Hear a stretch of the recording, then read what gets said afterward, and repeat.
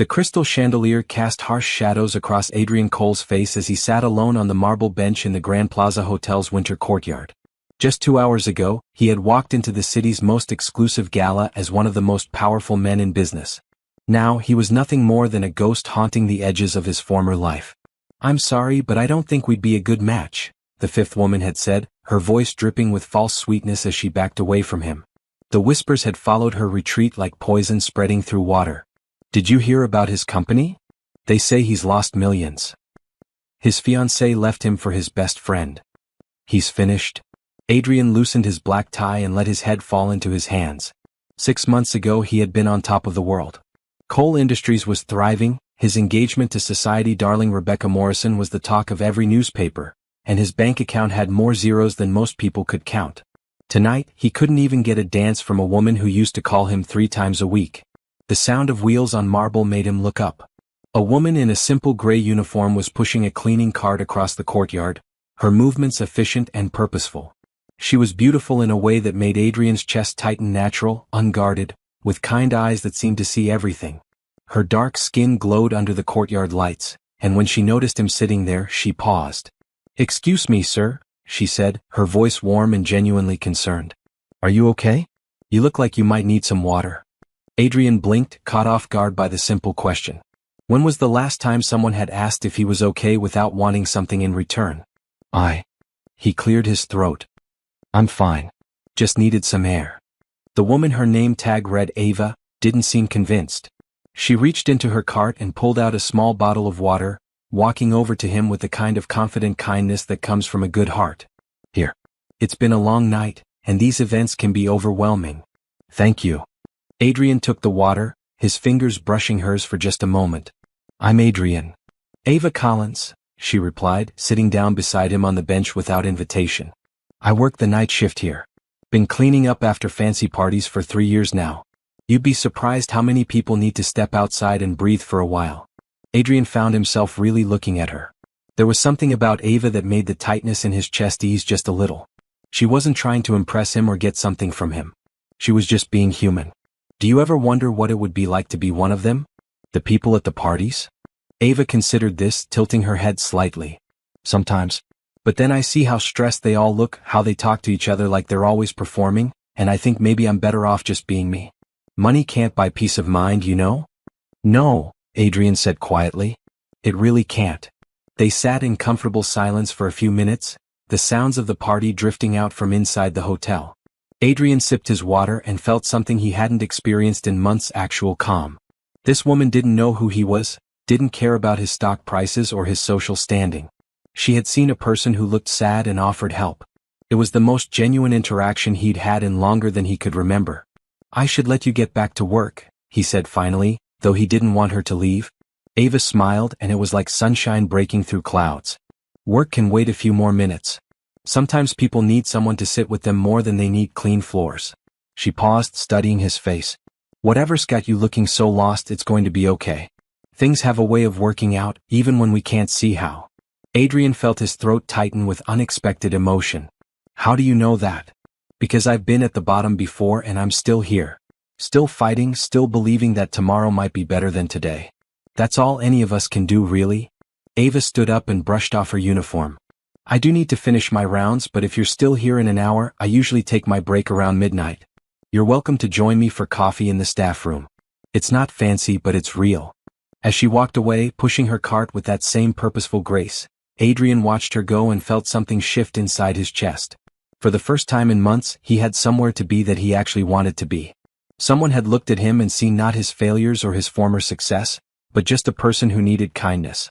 He pulled out his phone and looked at the 17 missed calls from his lawyer, his accountant, and various business associates. All of them wanted to discuss damage control, media strategies, and financial restructuring. None of them had asked if he was okay. Adrian stood up, straightened his shoulders, and walked back toward the hotel lobby. He had an hour to kill, and for once he wasn't dreading the wait. He was looking forward to coffee with a woman who offered water to strangers and believed that tomorrow might be better than today. The gala continued inside, the music and laughter a sharp contrast to the quiet moment he'd just shared in the courtyard. People brushed past him without recognition or acknowledgement, and Adrian realized he didn't care. He had found something more valuable than their approval. He had found hope in the form of a hotel janitor who saw him as human. Adrian spent the next hour walking the hotel corridors, not hiding exactly, but avoiding the ballroom where his former life continued without him. He watched Ava work from a distance, noticing how she moved with quiet dignity through her tasks. She refilled soap dispensers, emptied trash bins, and wiped down surfaces with the same care she had shown him in the courtyard. When midnight approached, he found himself standing outside the staff room, suddenly nervous. What was he doing? He was Adrian Cole, or had been, and she was a hotel employee. But then he remembered her smile and the way she had made him feel like a person worth caring about. "You came," Ava said, appearing behind him with 2 cups of coffee. Her face lit up with genuine pleasure. "I wasn't sure you would." "Neither was I," Adrian admitted, accepting the coffee. The staff room was small and simple, with a few tables and chairs, a refrigerator, and motivational posters on the walls. It was the most welcoming place Adrian had been in months. They sat across from each other at a small table, and Ava pulled a sandwich from her bag.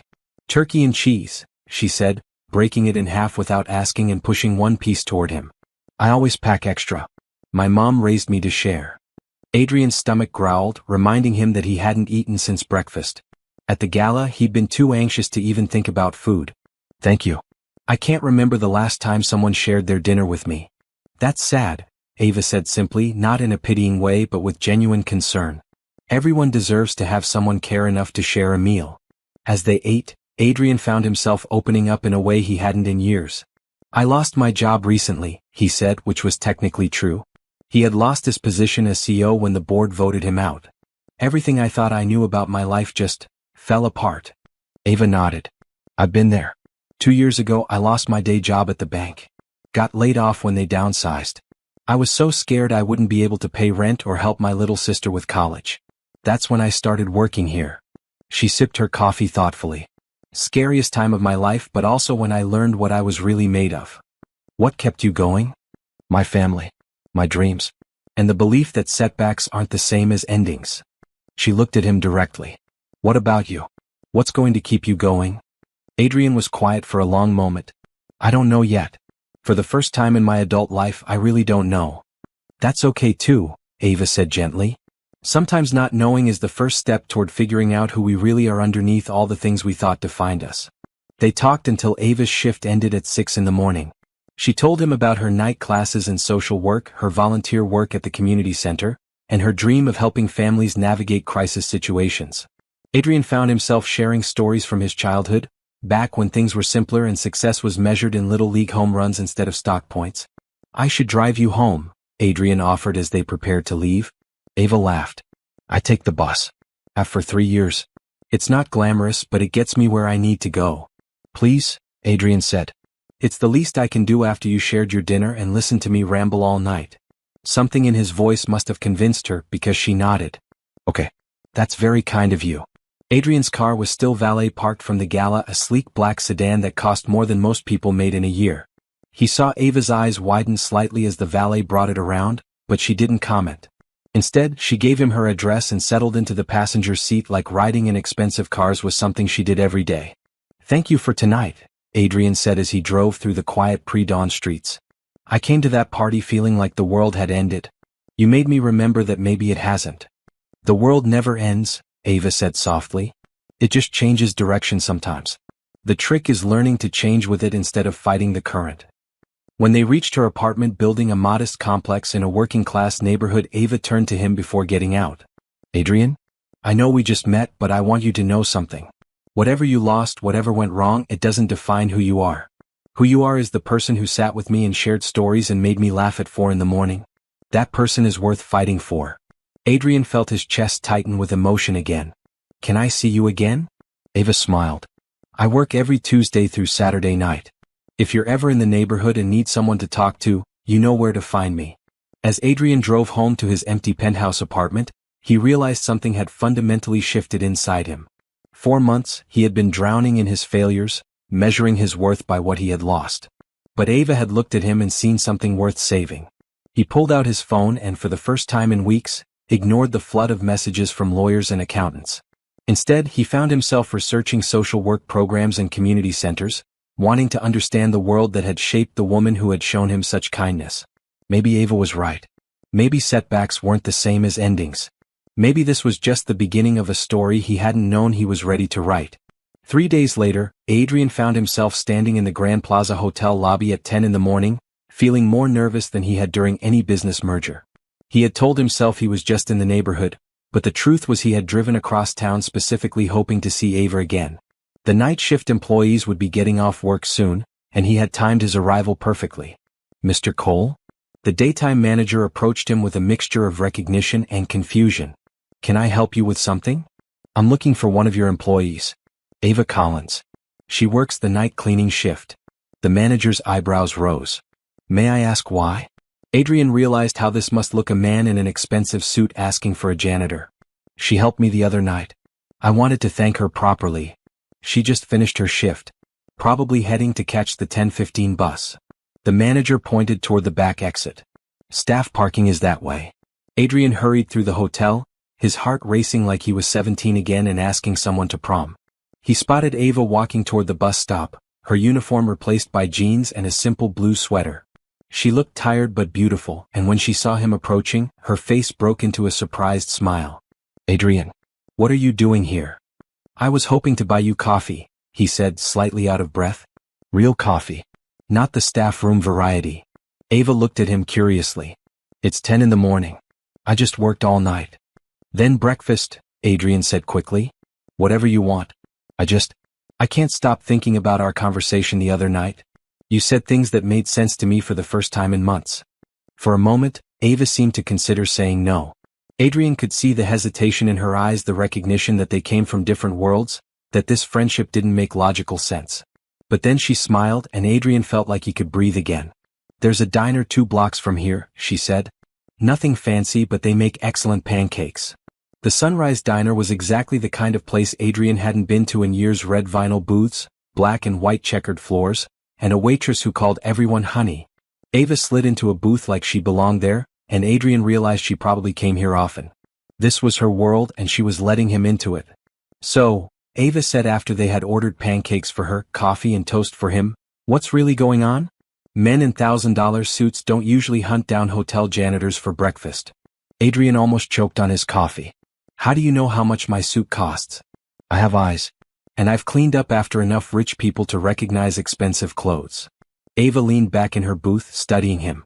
"The question is why someone who can afford to dress like that was sitting alone in a hotel courtyard looking like his world had ended." This was the moment Adrian had been dreading and anticipating in equal measure. He could lie, continue to let her think he was just another guy down on his luck. Or he could trust her with the truth, or at least part of it. "I used to run a company," he said carefully. "A big company. I made some bad decisions, trusted the wrong people, and lost everything. The suit is left over from my old life." "What kind of company?" "Technology. Software development, mostly corporate solutions." It was true if incomplete.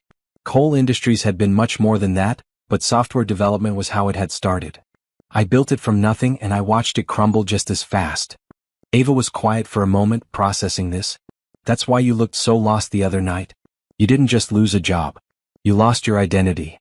"Exactly." Adrian felt relief wash over him. She understood.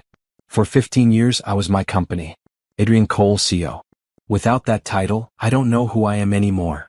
"You're the man who accepted water from a stranger and said thank you like it was the greatest gift he'd ever received," Ava said gently.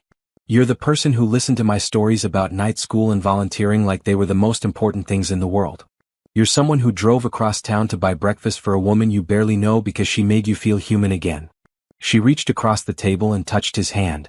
"That's who you are. Everything else is just job titles and bank balances." Adrian turned his hand palm up, capturing her fingers. "How do you do that?" "Do what?" "Make everything seem so simple. So clear." Ava smiled. "Because it is simple. People make it complicated with all their expectations and fears and pride, but at the core life is about connection. About treating each other with kindness. About showing up for the people who matter." They talked through breakfast and into the afternoon. Ava told him about her childhood, growing up with a single mother who worked 3 jobs to keep food on the table. She talked about her little sister Gabrielle, who was studying pre-med at the local university, and how proud she was that her sacrifices were helping make Gabrielle's dreams possible. "That's why I'm taking the social work classes," she explained. I want to help families who are struggling the way we did. I want to be the person who shows up when everything falls apart and helps people find their way back." "That's amazing," Adrian said, and he meant it. "How many classes do you have left?" "About a year and a half. It's slow going because I can only afford to take 1 or 2 classes per semester, but I'll get there." Adrian felt an impulse he hadn't experienced in months, the desire to fix something, to help someone, not for business reasons or tax benefits, but simply because he cared. "What if I help pay for your classes? You could go full-time, graduate sooner." Ava's expression shifted, becoming guarded. "Adrian, I can't let you do that." "Why not? I have the money, you have the dream. It makes perfect sense." "Because I don't want you to think I'm being nice to you because I want something," Ava said firmly. "I shared my sandwich with you because you looked hungry. I'm sitting here having breakfast with you because I like talking to you. Not because I'm hoping you'll rescue me financially." Adrian felt a stab of hurt, followed quickly by understanding. "I didn't mean it like that. When was the last time someone asked me for help with something that actually mattered? When was the last time I had the chance to use my resources for something good instead of just making more money?" Ava studied his face for a long moment. "You really mean that, don't you? It's not about charity or tax write-offs. You genuinely want to help." "I do. More than I've wanted anything in a long time." Slowly, Ava nodded. "Okay. But we do this properly. You loan me the money and I pay you back after I graduate and get a job in my field. With interest." "I don't need the money back, Ava. But I need to pay it back," she said firmly. "That's how I maintain my dignity and our friendship. Deal?" Adrian smiled, feeling lighter than he had in months. "Deal." As they shook hands across the diner table, Adrian realized this was the first business agreement he had made in half a year that excited him. Not because of profit margins or market opportunities, but because it was going to help someone he cared about achieve something meaningful. "Can I ask you something?" Ava said as they prepared to leave. "Anything. What are you going to do now?" "About work, I mean. You can't sit in hotel courtyards forever, feeling sorry for yourself." Adrian laughed, surprised by her directness. "I honestly don't know. For the first time in my adult life, I have no plan." "Maybe that's not a bad thing," Ava suggested. "Maybe not having a plan means you're free to discover what you actually want instead of what you think you should want." As Adrian drove home that afternoon, Ava's words echoed in his mind. What did he actually want? For years he had chased success, money, status, approval from people who ultimately didn't matter. But sitting in a diner with a woman who saw him as simply human, he had felt more content than he could remember feeling in his penthouse office. Maybe Ava was right. Maybe not having a plan was exactly what he needed. Over the following weeks, Adrian found himself restructuring his entire life around Ava's schedule. He would arrive at the hotel around midnight, bringing coffee for both of them, and spend her breaks listening to stories about her classes or her volunteer work at the Riverside Community Center. What started as casual visits became the highlight of both their weeks.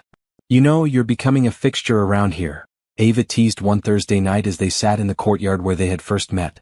"The other cleaning staff think I have a secret boyfriend." Adrian felt his chest tighten at the word boyfriend, but not in a bad way. "What do you tell them?" "That you're a friend who's going through a rough time and needs someone to talk to." Ava looked at him curiously. "That is what this is, right? Friendship." "Right," Adrian said, though lately he had been wondering if that was entirely true. He looked forward to seeing Ava with an intensity that felt like more than friendship. When she smiled, his whole day improved. When she was tired or stressed, he wanted to fix whatever was wrong. "Speaking of which, how are your new classes going?" Ava's face lit up. Thanks to Adrian's loan, she had been able to register for 3 courses this semester and quit her second job at a grocery store. "Amazing. I'm taking family crisis intervention, community resources management, and applied psychology. I actually understand why I'm working so hard now, you know? Every lesson feels like it's building towards something important." "That's wonderful." Adrian meant it completely. Watching Ava thrive had become more satisfying than any business success he'd ever achieved. "What about the community center? Still volunteering there?" "Every Saturday morning. We serve breakfast to families and help connect people with resources they need. Housing assistance, job training, childcare referrals." She paused, studying his face. "You should come with me sometime. You might like it." Adrian blinked. "To the community center? Why not? You said you're trying to figure out what you want to do with your life. Maybe seeing how other people help their communities would give you some ideas." The thought terrified and intrigued him in equal measure. Adrian hadn't done volunteer work since high school, and he had no idea how to talk to people who were struggling financially. What if they recognized him? What if they didn't trust him? What if he said the wrong thing? I don't know if I'd be any good at that kind of work, he said honestly. Nobody's good at it when they start, Ava said gently. But you learn by doing. And you learn by caring, which you already do. How do you know I care? Ava smiled. Because you ask questions. Real questions, not just polite conversation fillers. Because you remember what I tell you. Because when I mentioned that Mrs. Rodriguez at the center needed help finding a doctor who spoke Spanish, you spent 2 hours researching clinics and made me a whole list with phone numbers and addresses. Adrian had forgotten about that. That was just research. I'm good at research. That was caring wrapped up in research, Ava corrected. There's a difference. The following Saturday, Adrian found himself standing outside the Riverside Community Center at 7 in the morning, wearing jeans and a plain t-shirt, feeling more nervous than he had before any board meeting. The building was older and smaller than he had expected, but there was something warm and welcoming about it. People were already lining up outside, families with children, elderly individuals, young adults who looked like they were working multiple jobs to make ends meet. You came. Ava appeared beside him, wearing an apron that read Riverside Volunteer, and carrying a box of donated clothes. I wasn't sure you would. I wasn't sure either, Adrian admitted. What do I do? Follow me. I'll start you on something easy.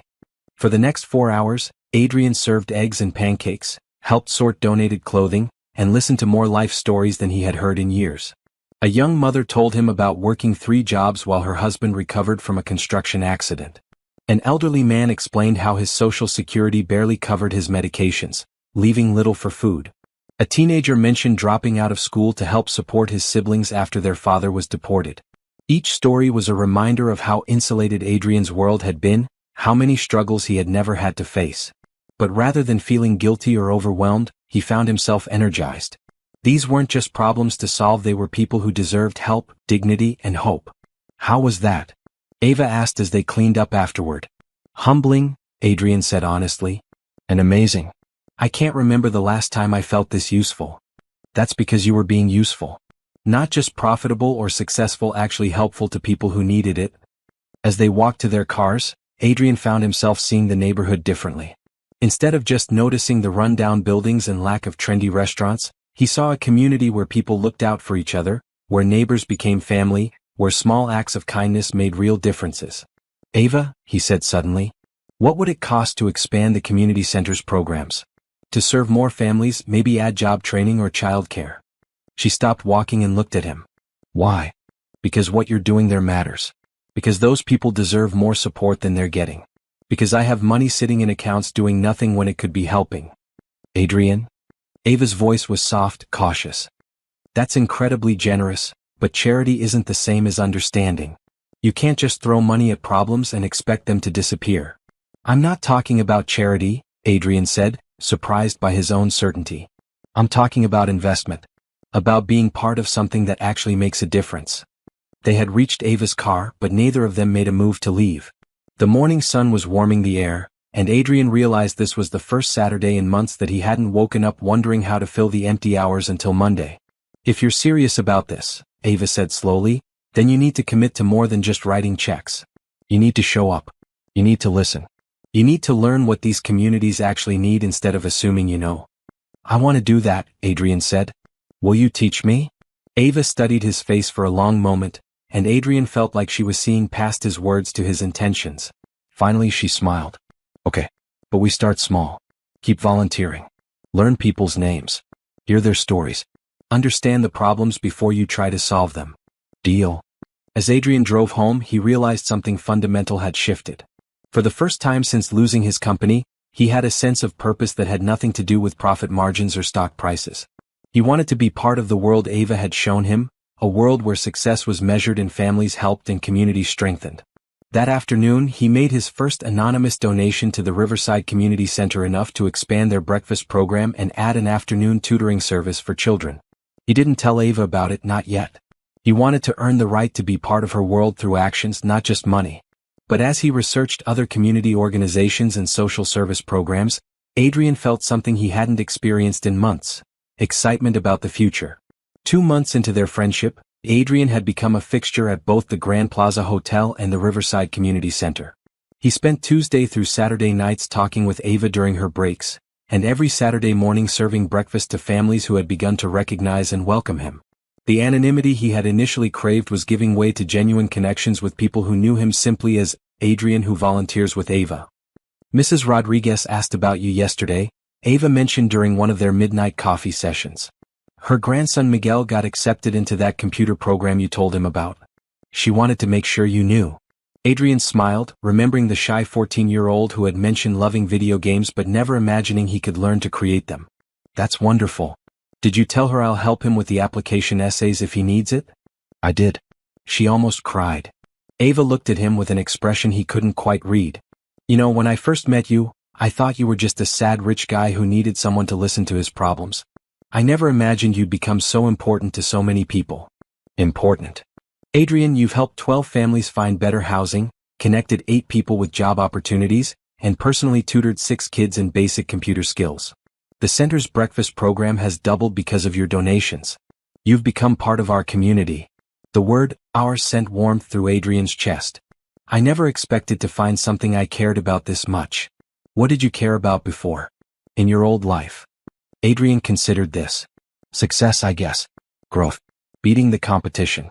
Making more money than I could ever spend. He shook his head. It all sounds so empty now.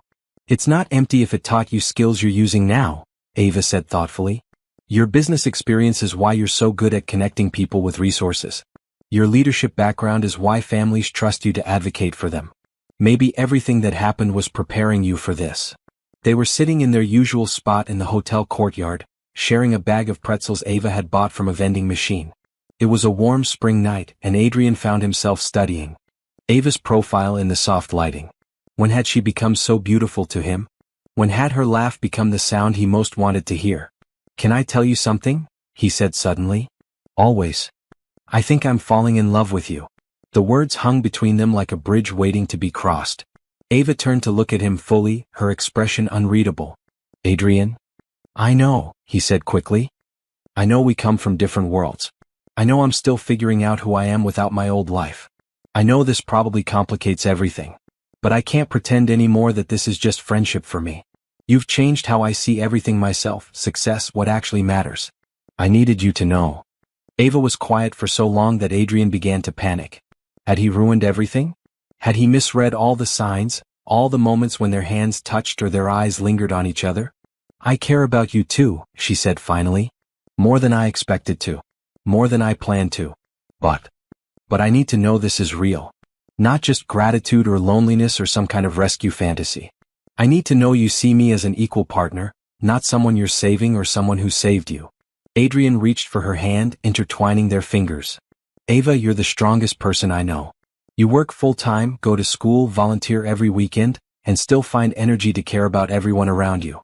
You don't need saving. If anything, you saved me. You showed me what real strength looks like, what actual success means. I don't want to rescue you.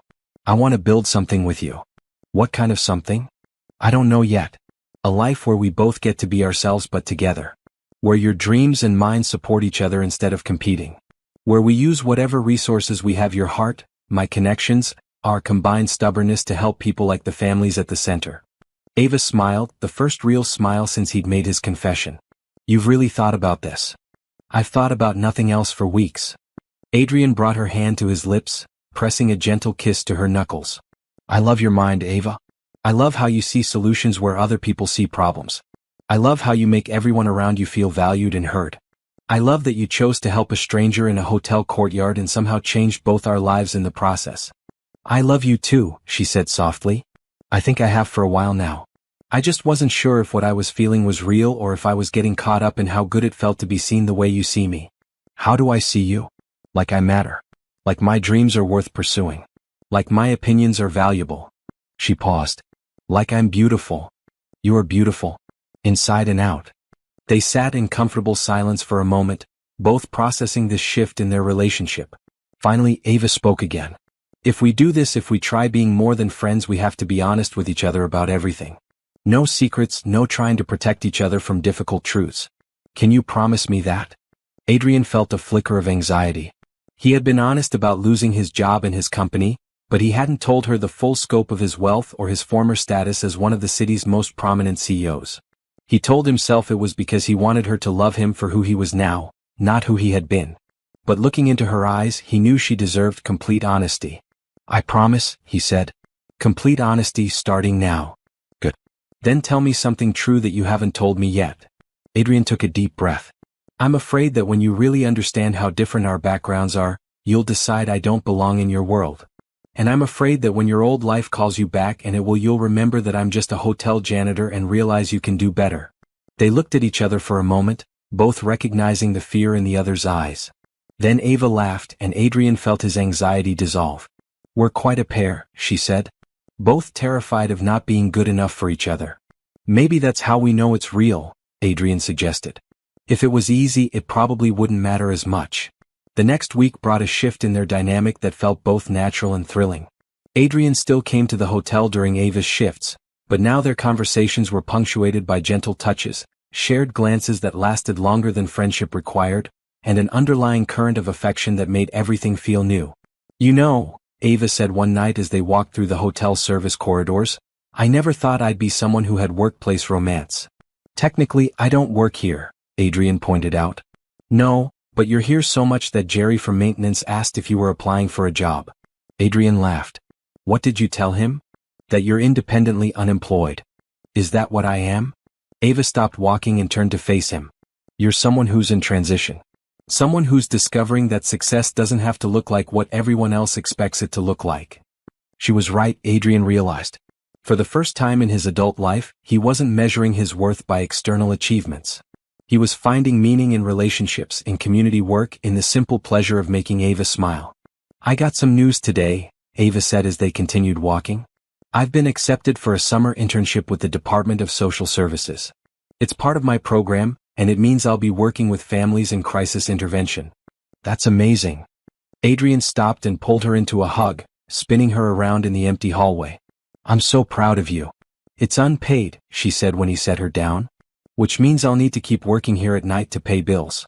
It's going to be exhausting, but it's exactly the experience I need." "What if you didn't have to work here during the internship?" Adrian asked. "What if someone covered your expenses for those 3 months so you could focus completely on learning?" Ava gave him a look. "Adrian Cole, are you trying to financially support me again?" "I'm trying to invest in your education so you can help more families in the long run. It's a sound business strategy." "Aha. And what do you get out of this sound business strategy?" Adrian pretended to consider this seriously. "The satisfaction of knowing that the woman I love is getting the best possible training to do the work she's passionate about. Plus, you'll be less tired, which means you'll be more likely to want to spend your free time with me instead of sleeping." Ava shook her head, but she was smiling. "You make it very hard to maintain my independence, you know that?" "I'm not trying to compromise your independence. I'm trying to support your dreams." "There's a difference?" "Yes. Supporting your dreams means I want you to succeed because your success makes you happy, and your happiness matters to me. Compromising your independence would mean I want you to need me so you won't leave." Ava studied his face. "And you don't want me to need you?" "I want you to choose me," Adrian said simply. "Every day because you want to be with me, not because you have to be." That night, as Adrian drove home, he realized how much his definition of love had changed. 6 months ago, love had been about possession, about finding someone who enhanced his status and made him look successful. Now, love was about partnership, about finding someone whose dreams he wanted to help achieve even if it meant she might outgrow him. For the first time in months, Adrian felt like he was exactly where he belonged. 3 months into his relationship with Ava, Adrian received a call that changed everything. He was sitting in his apartment researching grant opportunities for community organizations, when his phone rang with a number he hadn't seen in months. "Adrian, thank God," came the voice of his former business partner, James Mitchell. "We need to talk. In person. Today." "James, I told you I'm not interested in getting back into. Coal Industries is hemorrhaging money. The new management team has made 3 major mistakes in the past month, and our biggest client just threatened to pull their contract. The board is panicking." James paused. "They want you back." Adrian felt his stomach drop. "What do you mean back?" "As CEO. Full authority, complete control, whatever salary you want. They're willing to admit they made a mistake letting you go." 4 months, this call would have been everything Adrian wanted to hear.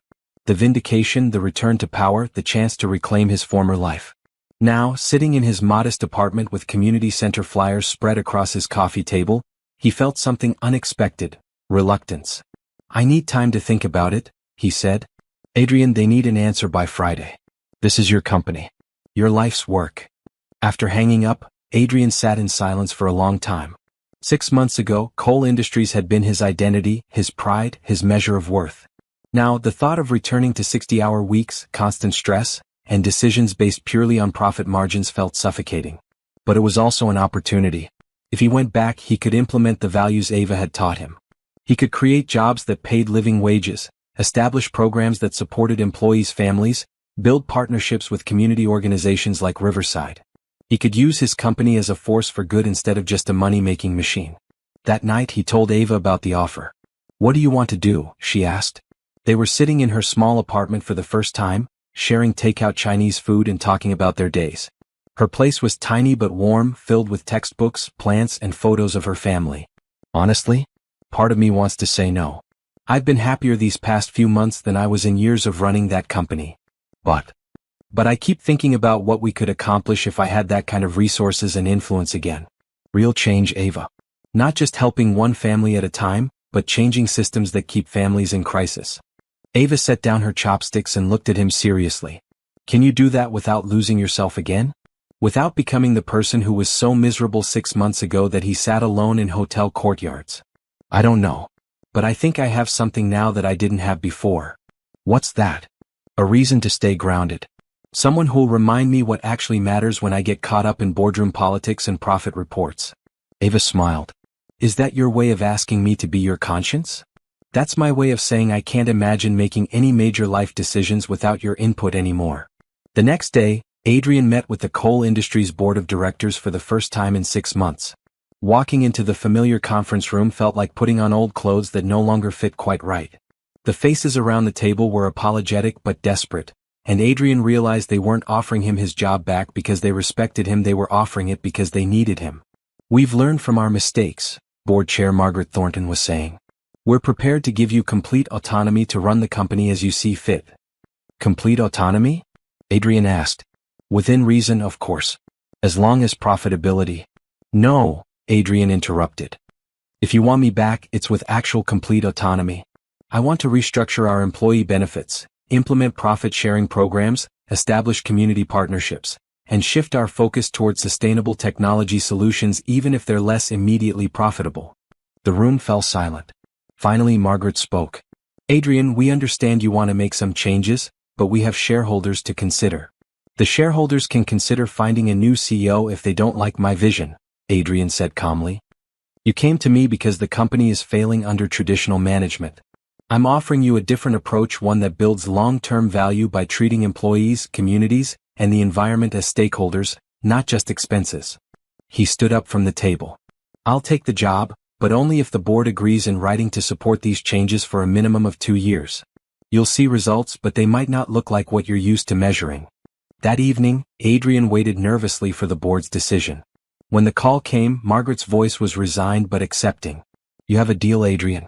2 years, full autonomy. Don't make us regret this." Adrian's first day back as CEO of Coal Industries felt surreal. His assistant, Patricia, greeted him with tears in her eyes. "Mr. Cole, we're so glad you're back. The company hasn't been the same without you." "Thank you, Patricia. Could you schedule all-hands meetings for each department this week? I want to talk to everyone about the changes we're going to make." Over the next month, Adrian threw himself into rebuilding his company according to the values Ava had taught him. He increased the minimum wage for all employees by 30%. He established on-site childcare and flexible work arrangements for parents. He created partnerships with local community colleges to provide tuition assistance for employees wanting to further their education. Most importantly, he launched the Coal Community Initiative, a program that partnered with organizations like Riverside Community Center to provide technology training, job placement services, and small business development support in underserved neighborhoods. "You're taking a huge risk," James warned during one of their strategy meetings. "These programs are expensive, and the return on investment is unclear." "The return on investment is a workforce that's loyal, motivated, and connected to the community," Adrian replied. "It's customers who trust us because we demonstrate that we care about more than just their money." It's sustainable growth instead of short-term profit spikes. The changes weren't universally popular. Some longtime employees resented the new focus on work-life balance, preferring the old culture of long hours and cutthroat competition. A few shareholders grumbled about decreased quarterly profits, though Adrian's projections showed stronger long-term growth potential. But the majority of employees responded with enthusiasm that surprised even Adrian. Productivity increased. Sick days decreased.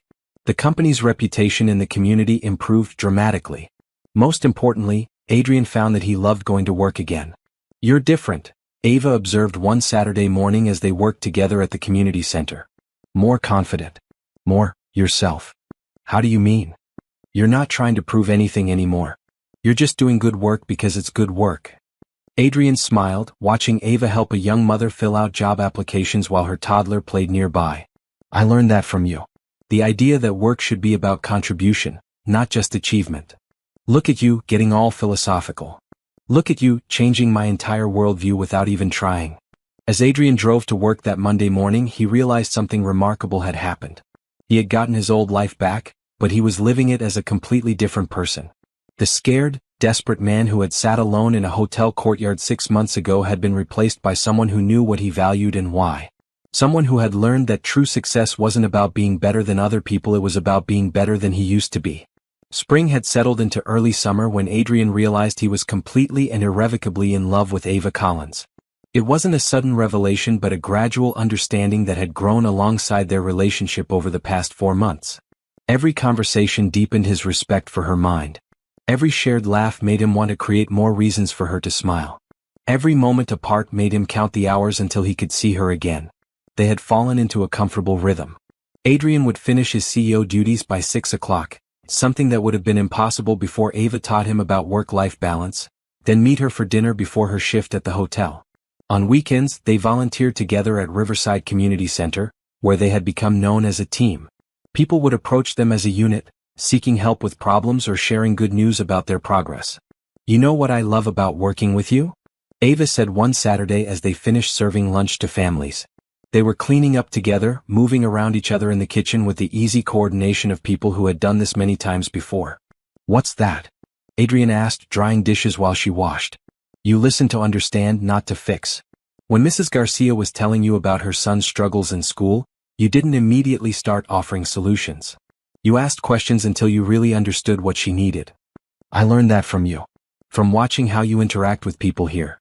Ava smiled, and Adrian felt that familiar warmth in his chest that came from making her happy. "You're a good student." That evening they walked through Riverside Park, the same neighborhood where Ava lived and where Adrian had learned to see his city from a completely different perspective. The setting sun painted everything in soft golden light, and Adrian found himself memorizing the way Ava looked with her face turned toward the sky, completely at peace. "Can I tell you something?" he said, stopping beside the small pond where families were feeding ducks. "Always." Adrian took her hands, feeling suddenly nervous despite months of growing intimacy between them. "I love you, Ava. Not just care about you or feel attracted to you. I love who you are, who you help me be, the life we're building together. I love your strength and your kindness and the way you see possibilities where other people see problems." Ava's smile was soft and certain. "I love you too, Adrian. I have for weeks now. I was just waiting to see if you were ready to hear it." "Ready to hear it?" "Ready to understand that loving me means loving all of this." She gestured around them at the park, the modest homes, the community center visible in the distance. "Loving my work, my dreams, my world.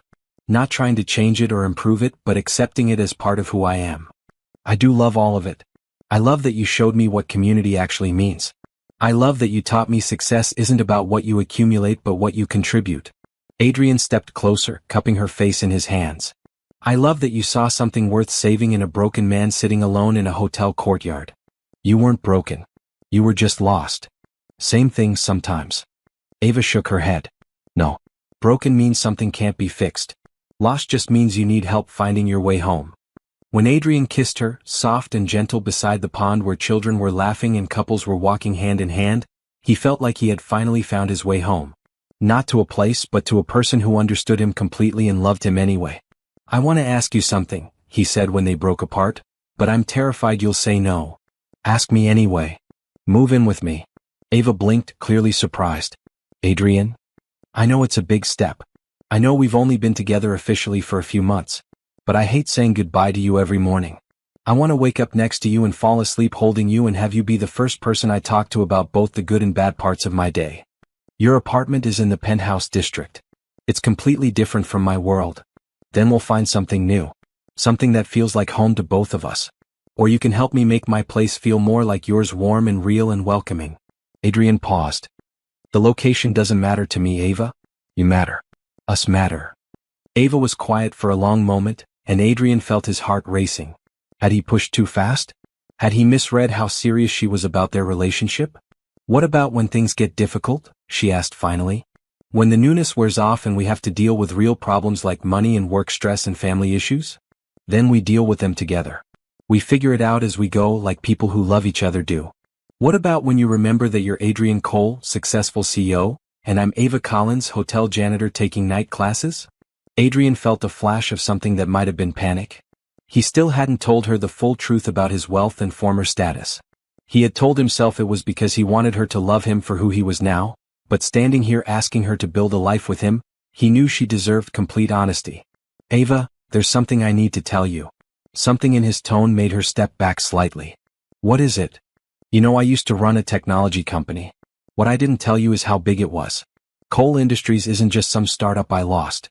It's one of the largest tech companies in the state. When I was CEO before, I was worth about $50 million. Ava stared at him. $50 million. Yes. And now? Now I'm worth about $60 million because the company's stock has recovered since I went back. Ava sat down heavily on a nearby bench. You're a millionaire. I'm a person who happens to have a lot of money. Money that I want to use for good things, for community programs and education funding and making sure people like the families we work with have opportunities for better lives. Adrian. Ava's voice was very quiet. Why didn't you tell me this before? Because I was afraid you'd see me differently. I was afraid you'd think I was just some rich guy playing at caring about poor people. I was afraid you'd either want me for my money or refuse to be with me because of it. You lied to me. I didn't lie. I just didn't tell you everything. Ava looked up at him with hurt in her eyes. When I asked you about your company, when I asked about your life, when I worried about taking your money for school, you let me think you were someone else. You let me worry about being a burden on your finances when you have more money than I'll see in my lifetime. The money doesn't matter to how I feel about you. But it matters to how I feel about this relationship. Ava stood up and Adrian felt something cold settle in his stomach. I need time to think about this, Adrian. About what else you haven't told me. About whether I can trust you. Ava, please. I'll call you in a few days. I need some space to process this. As Adrian watched her walk away, her shoulders tense with anger and hurt, he realized he had made the biggest mistake of his life. He had finally found someone who loved him for who he really was, and he had jeopardized it by not trusting her with the complete truth. For the first time in months, Adrian felt truly alone. Adrian spent 3 miserable days waiting for Ava to call. He threw himself into work, but even the satisfaction of implementing new community programs couldn't distract him from the hollow feeling in his chest. He had been texting her daily, not pushing, just letting her know he was thinking about her and ready to talk whenever she was. The responses had been brief but not unkind, still need time, and will call soon. On Thursday morning, everything changed. Adrian was in a board meeting, presenting quarterly results that showed both strong profits and significant community impact, when his assistant Patricia knocked on the conference room door. Mr. Cole, I'm sorry to interrupt, but there's an urgent call from the marketing department. Something about a magazine article. Adrian excused himself, stepping into the hallway to take the call. Adrian, we have a problem, said Jessica from marketing, her voice tight with stress. Business Weekly just published a feature story about your turnaround as CEO. It's positive coverage, but they included personal details about your relationship. Adrian felt his blood turn cold. What kind of personal details? They have photos of you volunteering at the Riverside Community Center. Photos of you with Ava Collins. The article calls her your inspiring girlfriend who helped transform the Millionaire CEO into a community champion. Adrian, they know her name, where she works, where she goes to school. This is about to be everywhere. Adrian closed his eyes, feeling the world tilt sideways. How did they get this information? Someone from the community center must have talked to them. The article quotes several people talking about how much you've both meant to their programs. Is it online yet? Posted an hour ago. It's already being shared on social media. Adrian hung up and immediately called Ava, but it went straight to voicemail. He tried texting, "There's a magazine article about us. I'm so sorry. Please call me." Then he called the hotel. "Ava Collins? She called in sick today," the manager told him. "First time in 3 years she's missed a shift without advance notice. Is everything okay?" Adrian's heart sank. She had seen the article. He left work immediately, driving straight to Ava's apartment. When he knocked on her door, it took several minutes for her to answer, and when she did, her eyes were red from crying. "You saw the article," he said. Everyone saw the article. Ava's voice was flat, emotionless. "My phone hasn't stopped ringing. Reporters wanting to interview the janitor who won a billionaire's heart. Classmates asking if it's true that I'm dating someone worth $60 million. My supervisor at the hotel asking if I'm going to quit now that I've landed a rich man. Ava, I'm so sorry. I never wanted this to happen. But you knew it could happen. You knew that dating someone with your profile meant this was a possibility, and you never warned me. You never asked if I wanted to sign up for having my life examined by strangers." Adrian stepped into her apartment, though she hadn't invited him in. "You're right. I should have told you everything from the beginning. I should have prepared you for what being with me might mean. Should have, could have, would have." Ava wrapped her arms around herself. "Do you know what the worst part is? It's not even that you're rich. It's that everyone now thinks they understand our relationship. They think I'm some poor girl who got lucky and landed a wealthy man. They think you're some savior who rescued me from my terrible life. That's not what we are. Isn't it?" Ava's voice broke slightly. "You pay for my school. You fund the programs at my community center. You've solved every financial problem I've mentioned. How is that different from what they're saying? Because I love you. Because you changed my life, not the other way around. Because everything I've done has been about supporting your dreams, not replacing them with my money." Ava sat down on her small couch, looking exhausted. "Adrian, I need you to understand something. I've worked for everything I have. My job, my education, my independence. I've never wanted to be someone who was taken care of or rescued or supported by a man, even one I love. I know that. It's one of the things I love most about you. But that's exactly what this looks like from the outside. And now it's what it feels like from the inside too." She looked up at him with tears in her eyes. "I don't know how to be with someone whose money solves my problems before I even know I have them. I don't know how to maintain my sense of self when dating you means giving up my privacy, my anonymity, my normal life." Adrian sat down beside her, careful not to touch her without permission. "What are you saying?" "I'm saying I don't know if I can do this. I don't know if I'm strong enough to be Adrian Cole's girlfriend instead of just Ava Collins. You'll always be Ava Collins. The woman who works 2 jobs to pay for school. The woman who volunteers every weekend because she believes in helping people. The woman who saw a stranger sitting alone and offered him water and kindness. That's who you are regardless of who you're dating. But that's not how the world will see me now." Ava wiped her eyes. "That article called me inspiring, like I'm some kind of charity case who taught the rich man about real life. They made our love story sound like a movie where the wealthy guy learns important lessons from the poor but noble girl."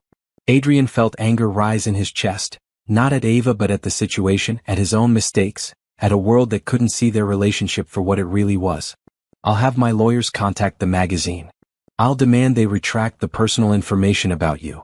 You can't retract the internet, Adrian. This is permanent." They sat in silence for several minutes. Finally, Adrian spoke. "What do you need from me? How do I fix this?" "I don't know if you can fix it." Ava's voice was very small. "I need time to figure out if I can have a relationship that comes with this much public scrutiny. I need to know if you can love me without trying to solve my problems with money. I need to understand if we can be equals when the whole world sees us as a rich man and the poor woman he's helping. We are equals, Ava. In every way that matters. Then prove it. Step back from trying to manage my life. Let me handle the media attention myself. Let me decide how much of your support I want to accept and how much I want to maintain my independence."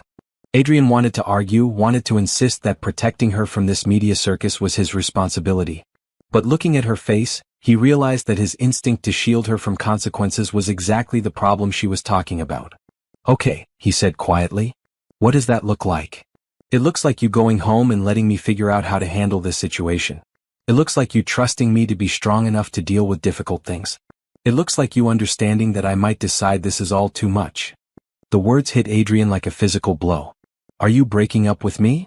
I'm asking for space to think about whether we can make this work without me losing myself in the process. Adrian stood up slowly, feeling like his heart was breaking. I love you, Ava. I know I made mistakes, but I love you. I love you too. That's not the question. The question is whether love is enough when everything else is this complicated. As Adrian drove home, the city skyline blurring through his tears, he realized that all his money and influence meant nothing if he couldn't protect the person he loved from the consequences of loving him back. For the second time in a year, Adrian Cole had lost everything that mattered to him. This time it was entirely his own fault. Adrian spent the weekend in agony, respecting Ava's request for space while desperately wanting to fix everything. He avoided social media and news coverage, but his phone rang constantly with calls from reporters, business associates wanting to discuss the positive publicity, and friends he hadn't heard from in months who suddenly wanted to meet his inspiring girlfriend. On Monday morning he called an emergency staff meeting at Cole Industries. I need to address something with all of you, he told his employees. Some of you may have seen the recent magazine article about my personal life. While I'm proud of the community work our company supports, I want to make it clear that no one, not employees, not community partners, not anyone associated with Cole Industries should feel pressured to speak to media about our programs or about me personally. He paused, looking around the room at faces he had come to respect and trust. Our community initiatives exist because they're the right thing to do, not because they make good publicity. I need your help in ensuring we continue that work with integrity, regardless of media attention. After the meeting, Adrian retreated to his office and did something he hadn't done since taking back control of his company. He cleared his entire schedule for the day. Instead of managing business crises or reviewing quarterly projections, he sat at his desk and tried to figure out how to save his relationship with the woman he loved. The answer came to him Tuesday evening in the form of an unexpected visitor. Mr. Cole? Patricia knocked on his office door. There's someone here to see you. Mrs. Rodriguez from the Riverside Community Center? Maria Rodriguez walked into Adrian's office wearing her volunteer apron and a determined expression. She was the grandmother who had thanked him for helping her grandson Miguel get into the computer program, and she was one of the people quoted in the magazine article. Mrs. Rodriguez, please sit down. I'm so sorry about the media attention this has brought to the center. That's why I'm here, she said, settling into the chair across from his desk. I'm the one who talked to that reporter. Adrian blinked. You are. He came to the center last week asking questions about you and Ava. He said he was writing a positive story about business leaders who give back to their communities. I thought it would be good for the center, good for our programs. I didn't know. She wrung her hands. I didn't know it would hurt Ava. Mrs. Rodriguez, you couldn't have known. The reporter should have been more clear about how he planned to use the information. Ava hasn't been to the center since the article came out. People are asking where she is, if she's okay. Some of the volunteers are worried that all this attention will bring problems to our programs. Adrian felt his chest tighten. What kind of problems? The kind that happen when poor people get too much notice from rich people. When community programs become charity cases in magazines instead of neighbors helping neighbors. Adrian was quiet for a moment, processing this. What can I do to help? Come to the center on Saturday. Talk to people. Show them that nothing has changed, that you're still just Adrian who serves breakfast and helps kids with their homework. Mrs. Rodriguez, I don't think that's a good idea. My presence might make things worse. Or it might make things better. Adrian, these people care about you. They care about Ava.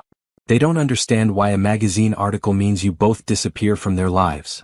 That evening, Adrian did something he hadn't done since Ava asked for space. He called her. I know you said you needed time, he said when she answered. But Mrs. Rodriguez came to see me today. She's worried about you, about the impact this is having on the community center. I can't go back there right now, Ava said, her voice tired. Everyone looks at me differently now. They want to know about you, about your money, about whether I'm going to quit my jobs and become some kind of society lady. What if we went together? What if we showed them that nothing has changed between us and the work we do there? Has nothing changed, Adrian? The question hung between them, loaded with all the hurt and confusion of the past week. Our feelings haven't changed, Adrian said carefully. I still love you. I still respect what you do. I still want to support the community programs we both care about. But you still want to support them with your money. You still want to solve problems I haven't asked you to solve. You still see me as someone who needs your help instead of someone who chooses to work with you. Adrian felt frustrated tears prick his eyes. I don't know how to love you without wanting to help you achieve your dreams.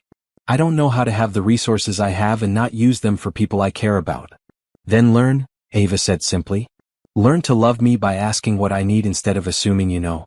Learn to help by supporting my choices instead of trying to make my life easier. Learn to be my partner instead of my benefactor. How do I do that? Start by coming to the community center on Saturday. Not as Adrian Cole, CEO, but as Adrian who volunteers. Not with a plan to fix everything but just to show up and do the work. After she hung up, Adrian sat in his apartment, the same penthouse that had felt empty before he met Ava and felt empty again now, and tried to understand what she was asking of him. It wasn't just about the money or the publicity. It was about learning to love someone as an equal partner instead of someone to rescue or protect. Saturday morning arrived gray and drizzly, matching Adrian's mood as he drove to the Riverside Community Center. He had spent the week trying to figure out how to be helpful without being overwhelming, how to show love without showing off his resources. When he walked into the center's kitchen, conversation stopped.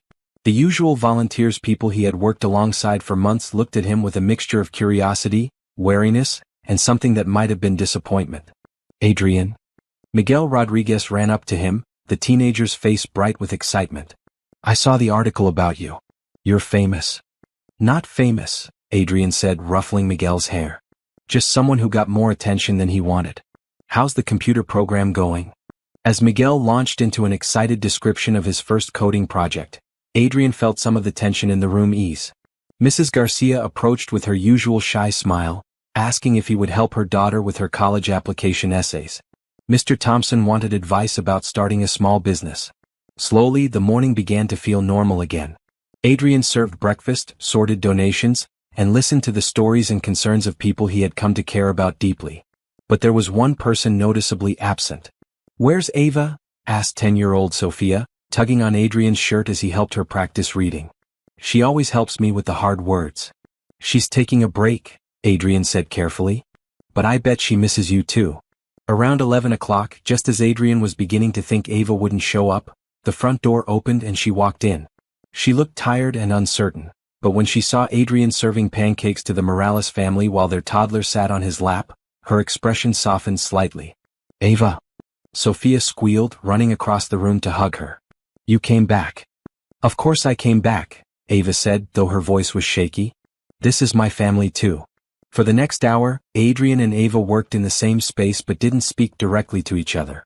Adrian helped with breakfast service while Ava assisted with the clothing donations. They moved around each other with practiced efficiency, but there was a careful distance between them that everyone seemed to notice. Finally, Mrs. Rodriguez intervened. Ava, Adrian, I need you both to help me move some boxes in the storage room. The storage room was small and cramped, forcing them to stand close together as Mrs. Rodriguez closed the door behind them.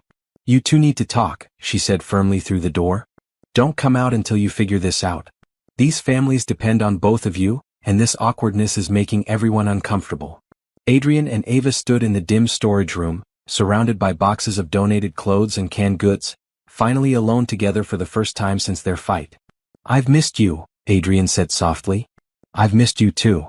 Ava's voice was barely a whisper. But missing each other isn't enough to solve our problems. Then tell me how to solve them.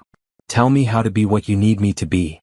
Ava was quiet for a long moment, studying his face in the filtered light from the small window. I've been thinking about us all week. About what went wrong and what I want from this relationship. And I realized that I'm not angry because you have money. I'm angry because you didn't trust me enough to tell me the truth. I'm hurt because you made decisions about our relationship like paying for my school, like supporting the community center without giving me the information I needed to make informed choices. Adrian nodded slowly. You're right. I was so afraid of losing you that I tried to control how you saw me instead of trusting you to love me for who I really am. I also realized something else, Ava continued. I was so determined to prove I didn't need rescuing that I was refusing help I actually wanted. When you offered to pay for my classes, part of me was grateful and relieved. But I couldn't admit that because I was afraid it made me weak or dependent. It doesn't make you either of those things. It makes you human. I know that now. Just like your wanting to help doesn't make you controlling. It makes you someone who loves me. They stood looking at each other in the storage room, both understanding that they were at a crossroads. They could let pride and fear and outside expectations destroy what they had built together, or they could choose to trust each other enough to figure out how to love better. I want to try again, Ava said finally. But I need things to be different. Tell me what different looks like. It looks like complete honesty even when the truth is uncomfortable. It looks like you asking before you help instead of assuming I want or need your assistance. It looks like me being honest about when I do want help instead of pretending I can do everything alone. Adrian stepped closer, hope blooming in his chest. And what about the media attention? The public scrutiny? We face it together. We don't let other people's opinions about our relationship matter more than what we know to be true about each other. I love you, Ava Collins. Not because you need saving or because you taught me important lessons about life. I love you because you're brilliant and kind and strong and beautiful. I love you because you make me want to be better than I am. I love you because when I'm with you, I feel like the best version of myself. I love you too, Adrian Cole. Not because you can solve my problems or because you've made my life easier. I love you because you see me as worthy of respect and support. I love you because you listen to me and learn from me. I love you because you show up and do the work, not just with your money but with your time and attention and heart. When they kissed in the storage room, surrounded by donated clothes and canned goods, it felt like coming home after a long, difficult journey. It felt like forgiveness and hope and the promise of building something stronger than what they had before. When they finally emerged from the storage room 20 minutes later, Mrs. Rodriguez was waiting with a knowing smile. Better? She asked. Better, Ava confirmed, her hand firmly clasped in Adrian's. Good. Now come help serve lunch. These families aren't going to feed themselves. As they worked side by side for the rest of the afternoon, Adrian felt something settle into place. They weren't the same couple they had been before the magazine article and the fight and the painful week of separation. They were something new, two people who had chosen to trust each other with their whole selves, complicated histories and uncertain futures included. It felt like the beginning of something real and lasting and worth fighting for. 6 months later, Adrian stood in the same hotel courtyard where he had first met Ava, but everything about the scene was different. Instead of empty marble benches and the cold echo of his own despair, the space was filled with warm lights, flowers, and the people who had become their chosen family. Mrs. Rodriguez sat in the front row wearing her best dress, dabbing at her eyes with a handkerchief. Miguel, now thriving in his computer program and serving as the unofficial photographer, moved around the small gathering capturing every moment. The Morales family had driven up from their new apartment secured with help from Ava's internship work, and little Sophia was scattering flower petals with serious concentration. Dr. Patricia Williams, Ava's supervisor from her social work program, served as the officiant. James Mitchell stood beside Adrian as his best man, still amazed by the transformation he had witnessed in his business partner over the past year. Ava's sister Gabrielle had flown in from medical school to serve as maid of honor, her eyes bright with tears of joy for the sister who had sacrificed so much to help her achieve her dreams. But all of Adrian's attention was focused on Ava as she walked toward him through the courtyard where their love story had begun. She wore a simple white dress that she had chosen herself, paid for with money from her new job as a family crisis counselor with the Department of Social Services. Her hair was adorned with flowers that Mrs. Garcia had grown in her community garden. She looked radiant, confident, and completely herself. "You clean up nice," Ava said softly when she reached him, her eyes sparkling with humor and love. "You look beautiful," Adrian replied, taking her hands in his. "Are you ready for this?"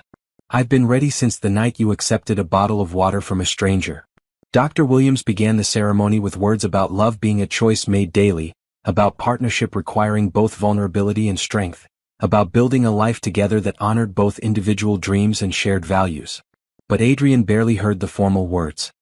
He was lost in Ava's eyes, in the miracle of how they had found each other and fought for each other and chosen each other again and again. When it came time for their personal vows, Adrian went first. "Ava," he said, his voice steady despite the emotion in his chest, "a year ago I thought I had lost everything that mattered. I was sitting alone in this courtyard, convinced that my life was over, when you appeared with water and kindness and the simple question, 'Are you okay?' You saved me that night, not because you fixed my problems, but because you saw me as worth caring about when I couldn't see it myself." He paused, looking around at the faces of their community, people whose lives had been touched by both of their efforts to build something meaningful together. "You taught me that success isn't about what you achieve for yourself, but what you contribute to others. You showed me that love isn't about rescuing someone or being rescued, but about choosing to build something together that's stronger than either of you could create alone. You helped me understand that the best version of myself isn't the richest or most powerful version, it's the version that shows up for the people I care about." Adrian's voice grew stronger, more certain. "I promise to love you as an equal partner, to ask for your thoughts before making decisions that affect us both, and to support your dreams without trying to control them. I promise to show up for our community, for our future children, and for you, not just with my resources but with my time, my attention, and my whole heart. I promise to keep learning how to be the man you fell in love with, not perfect, but present, not rich, but real. When Ava began her vows, her voice was clear and confident. Adrian, when I offered you water that night, I was just being human to another human. I had no idea that simple act of kindness would change both our lives forever.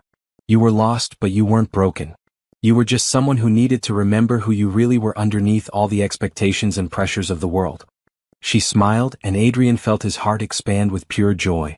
You taught me that accepting help doesn't make me weak, it makes me part of a community. You showed me that my dreams were worth investing in, not because you funded them but because you believed in them and in me. You helped me understand that love multiplies when it's shared, that supporting each other makes us both stronger instead of making either of us dependent. Ava's voice grew softer, more intimate. I promise to love you for who you are right now, not for who you used to be or who you might become. I promise to be honest about what I need and want, and to trust you enough to ask for help when I need it. I promise to support your growth and your work, and to remind you of your worth when the world tries to reduce you to your bank account or your business success. She looked around at their gathered friends and family. I promise to build a life with you that honors both our histories and our hopes, that serves our community, and that shows our future children what it looks like when two people choose each other every single day. When Dr. Williams pronounced them husband and wife, the cheer that went up from their small gathering could probably be heard throughout the hotel. Adrian kissed his wife. As flower petals rained down around them, thrown by delighted children and beaming grandparents. Mrs. Cole, Adrian murmured against Ava's lips. Miss Collins Cole, she corrected with a grin. I'm keeping my name too. Miss Collins Cole, Adrian amended, spinning her around as their friends and family surrounded them with hugs and congratulations. The reception was held in the community center where they had learned to work together, where they had discovered that love was about showing up and serving others and building something bigger than themselves. The decorations were simple but beautiful: flowers from the community garden, lights strung by volunteer teenagers, tables set with dishes borrowed from a dozen different families. Mrs. Rodriguez had insisted on making the wedding cake, a tres leches creation that she declared was good enough for any fancy hotel but made with love. Miguel had set up a playlist of music that ranged from salsa to soul to the contemporary pop that the children requested. The Martinez family provided the flowers. The Johnson family contributed homemade bread. It was a celebration created by community for community. During their first dance to a song Ava had chosen something about finding home in another person, Adrian marveled at the path that had brought them here. A year and a half ago, he had been a man who measured his worth in quarterly profits and stock prices. Tonight, he was someone whose wealth was counted in relationships, whose success was measured in families helped and communities strengthened. What are you thinking about? Ava asked as they swayed together, surrounded by the people who had become their chosen family. I'm thinking about how lucky I am that you were working the night shift at the right hotel on the worst night of my old life. It wasn't luck, Ava said, her eyes sparkling. It was the universe putting us exactly where we needed to be to find each other. Do you really believe that? I believe that love has a way of showing up when people are ready to recognize it. I believe that sometimes losing everything you thought you wanted is how you discover what you actually need. As the evening progressed, Adrian watched his wife, move through their wedding reception with grace and joy, hugging children who had drawn them pictures, listening to elderly guests tell stories about their own love stories, dancing with teenagers who looked up to her as a role model and mentor. James pulled Adrian aside during a quiet moment. You know, I've known you for 15 years and I've never seen you this happy. Not when we landed our biggest client, not when the company went public, not even when you made your first million. That's because this is different, Adrian said, watching Ava teach Sophia how to dance. This is real. What's your secret? How did you go from the guy who worked 80-hour weeks and measured success in stock points to this? Adrian smiled. I learned that the best investments aren't about getting returns. They're about giving returns to your community, to the people you love, to the version of yourself that you want to become. Later that night, after the last guest had been hugged goodbye and the community center had been cleaned and restored to its usual state, Adrian and Ava stood alone in the hotel courtyard where their story had begun. So, Ava said, leaning against the marble bench where Adrian had been sitting when she first approached him with water and kindness, what happens next? Next, we go on our honeymoon to Costa Rica, where you're going to teach me about sustainable tourism and I'm going to try not to check my email more than twice a day. And after that? After that, we come home and keep building the life we started. We work on expanding the community center's programs. We save money for the house we want to buy in this neighborhood. We figure out how to be married people who are still individual people with our own dreams and goals. And eventually? Adrian pulled his wife closer, marveling again at how perfectly she fit in his arms. Eventually, if we're very lucky and the timing is right, we add some little people to our family. People who will grow up knowing that success is about contribution, that wealth is about relationships, and that love is about showing up for each other every single day. That sounds perfect, Ava said, reaching up to kiss him softly. That sounds like exactly the life I want to build with you. As they walked hand in hand through the hotel lobby, past the place where Ava used to work night shifts and where Adrian used to attend meaningless social events, both of them felt the deep satisfaction of a story that had come full circle. They had found each other in this place during their darkest moments, and now they were leaving it together, ready to build a bright future. The night security guard, who had watched their courtship develop over months of midnight conversations, called out to them as they reached the exit. "Congratulations, Mr. and Mrs. Cole. It's been a privilege watching your love story unfold." "Thank you, Roberto," Ava said warmly. "Take care of yourself." "Miss Collins Cole," Adrian corrected gently, and Ava squeezed his hand in appreciation. As they drove away from the Grand Plaza Hotel toward their new apartment, a modest place in Ava's neighborhood that they had chosen together, where they could walk to the community center and the local coffee shop and the life they were building together, Adrian realized that he had finally learned the difference between having everything and having enough. He had enough love, enough purpose, enough community, enough hope for the future. He had a partner who saw him clearly and loved him anyway, work that mattered, and a life built on values that could weather any storm. Most importantly, he had learned that the best love stories aren't about rescuing or being rescued. They're about two people who choose each other, support each other's growth, and build something together that makes the world a little bit better. As Ava fell asleep beside him that night in their honeymoon suite, Adrian whispered a prayer of gratitude to whatever forces had brought them together. He had gone from a man who had everything and felt empty to a man who had enough and felt full. It was, he realized, the best possible ending to the story that had begun with a simple question. "Are you okay?" Now finally he was.